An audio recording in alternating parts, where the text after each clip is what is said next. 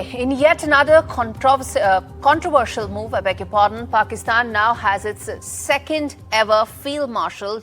That's General Asim Munir. He's the country's current army chief. He's now been promoted following the jaw-breaking 4-day conflict with India, where Pakistani air bases were demolished by India. It's a title that's not been awarded since 1959, but the last man to wear that rank, that is Field Marshal, Ayub Khan, used it to become a dictator. Ayub Khan's legacy casts a long shadow back in 1958. In fact, is when, amidst a huge political chaos, Ayub Khan turned on his own president after sharing tea and jokes for the cameras. That night, he staged a silent coup, and by morning, in fact, then President Iskandar Mirza was exiled. Now, after 6 decades, the rank returns, but under completely different circumstances. The geopolitical tailwinds, of course, are important to note. For as many in Pakistan, the title Field Marshal carries more than just military weight. It carries history and also a warning.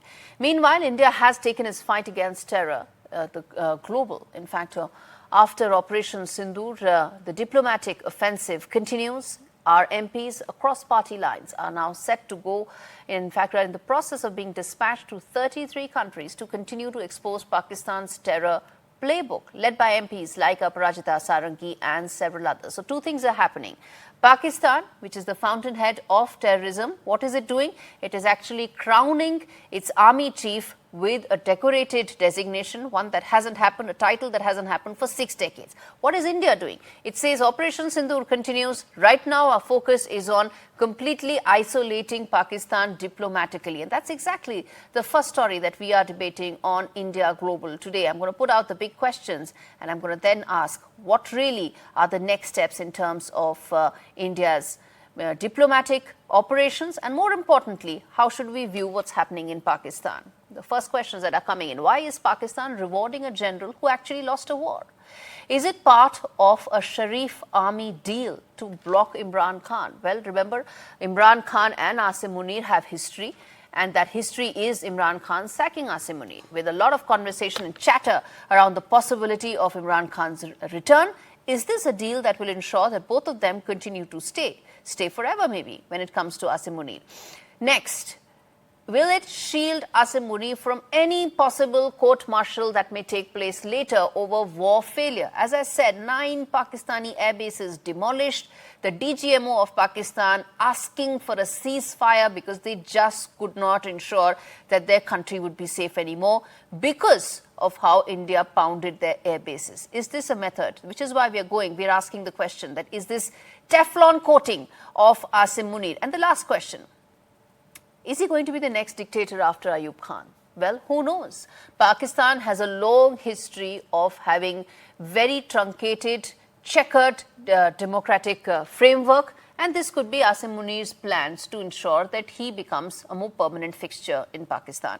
And to talk more on that, joining me on the show is General Anil Kumar Bhatt, who's a defense expert, and Mahesh Sachdev, who's a former ambassador. Thank you so much, gentlemen, for speaking to me. The questions are, in fact, essentially on what I just spoke. The latest developments unfolding in Pakistan, even as India is very focused on isolating Pakistan with its diplomatic outreach. And to that effect, let me first start with General Anil on this. How do you read the developments that have unfolded in Pakistan? I'm saying it's Teflon coating of Asim Munir. Do you agree with that? Oh, definitely.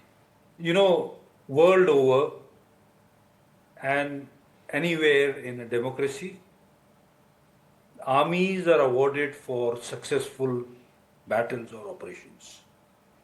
But we have our Western neighbor where a country has given an award or a self-award has been given for losing in a conflagration which took place.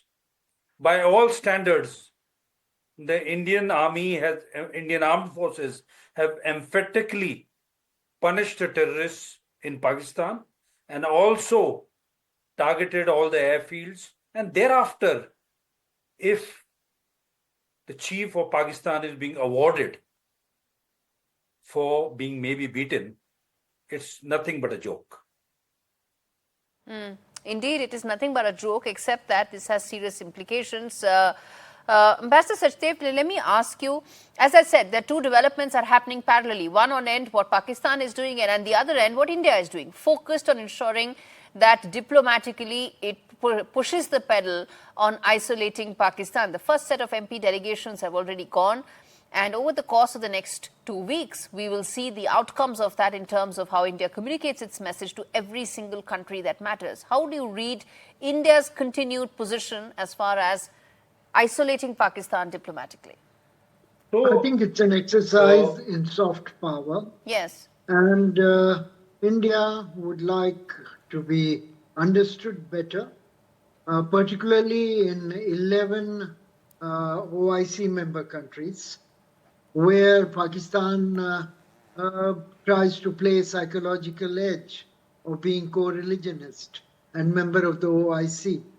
I would also like to add here that Indian delegations would have a task not only to convey, but also to get the feedback and to then nuance our further evolution of the soft power accordingly. So if in some places Islamic angle has to be played, this be it. In some other places, humanitarian stuff has to be pushed forth. That would be another one. In other places, terrorism would be the big no. And there it'll be, we will need to sort of augment our arguments accordingly.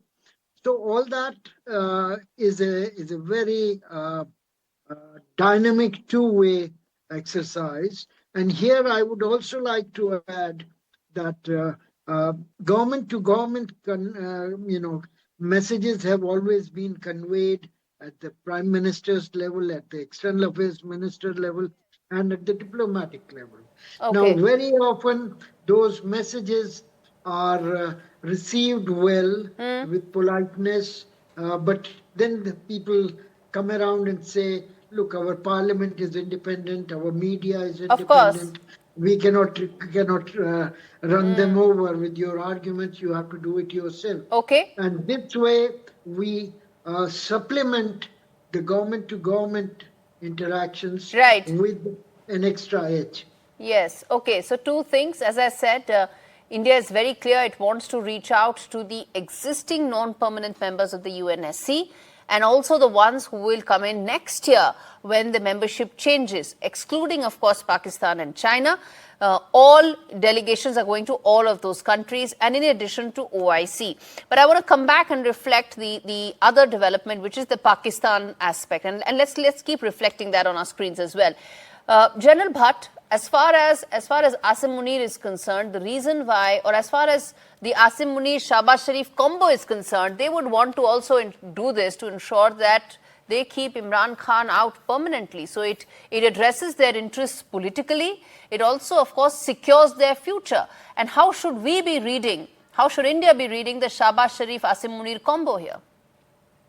So, in the combo, it is not a combo. It's only one man. And that is... No, it's an alignment of interest because of convenience. Oh, yes. But the man who calls the shot is the Field Marshal. Now, that is General Asim Munir, and he will continue to call the shots. The other person is just along with him, and by matter of convenience, it happens to be that party at the moment. But definitely, as you say, coming back of Imran Khan becomes much more unlikely with the consolidation of power within the army by the chief by becoming a Field Marshal. And lastly, now, I want to ask you... Is it a way ahead to even become the president? One does not know.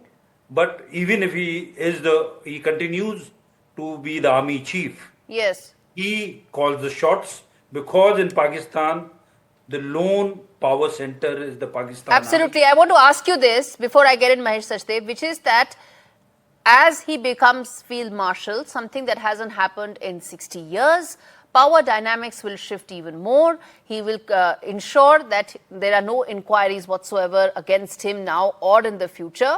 But does that also mean a longer tenure? Because as I said, something that hasn't happened in 60 years, only second time in the country's history, you can't go back so many years in time. Explain to us the impact of him becoming Field Marshal in terms of the longevity of his tenure as the army chief.